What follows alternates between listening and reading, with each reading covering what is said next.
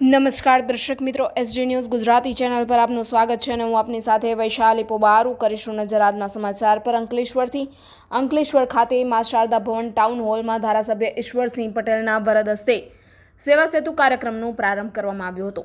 રાજ્ય સરકારના વહીવટીમાં ઝડપ વધે તે માટે સેવા સેતુ કાર્યક્રમના 10મા તબક્કાનો પ્રારંભ થયો છે। ત્યારે અંકલેશ્વર નગર સેવા સદનના સેવા સેતુ કાર્યક્રમમાં મા શારદા ભવન ટાઉન હોલ ખાતે આયોજન કરવામાં આવ્યું હતું, જેનો ધારાસભ્ય ઈશ્વરસિંહ પટેલના વરદ હસ્તે પ્રારંભ કરવામાં આવ્યો હતો। સેવા સેતુ કાર્યક્રમ હેઠળ પ્રજાજનોને સીધું લાભ મળતા તેઓને સ્થળ પર જ આવકના દાખલા, રેશન કાર્ડ, આધાર કાર્ડ, માં વાત્સલ્ય કાર્ડ, માં અમૃત કાર્ડની અરજીઓનો સ્વીકાર, સિનિયર સિટીઝન પ્રમાણપત્ર, દિવ્યાંગ પ્રમાણપત્ર, વિધવા સહાય, વૃદ્ધ નિરાધાર સહાય લાભાર્થીઓને ચેકનું પણ વિતરણ કરવામાં આવ્યું હતું। સેવા સેતુ કાર્યક્રમથી નાગરિકોની રજૂઆતોનો ઘર આંગણે અને ઝડપી ઉકેલ મળે છે। સેવા સેતુ કાર્યક્રમની સાથોસાથ આગેવાનો દ્વારા વૃક્ષારોપણ પણ કરવામાં આવ્યું હતું। હવે આગળ વાત કરીએ તો આ કાર્યક્રમમાં નગરપાલિકાના પ્રમુખ લલિતારાજ પુરોહિત, ઉપપ્રમુખ ભાવેશભાઈ કાયસ્થ, કારોબારી અધ્યક્ષ નિલેશ પટેલ, અંકલેશ્વર નગરપાલિકા ચીફ ઓફિસર કેશવ કોલડિયા, પ્રાંત અધિકારી ભવદીપસિંહ જાડેજા, મામલતદાર કરણસિંહ રાજપૂત, શહેર ભાજપ પ્રમુખ નરેન્દ્ર પટેલ તેમજ વોર્ડના સભ્યો સહિત મોટી સંખ્યામાં નગરજનો તેમજ લાભાર્થીઓ ઉપસ્થિત રહ્યા હતા।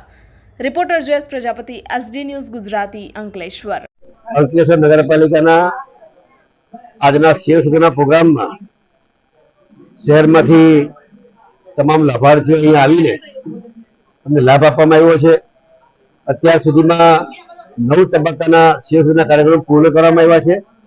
એ દરમિયાન અંકલેશ્વર નગરની અંદર 21,000 જેટલી અરજીઓ નિકાલ કરવામાં આવ્યો છે અને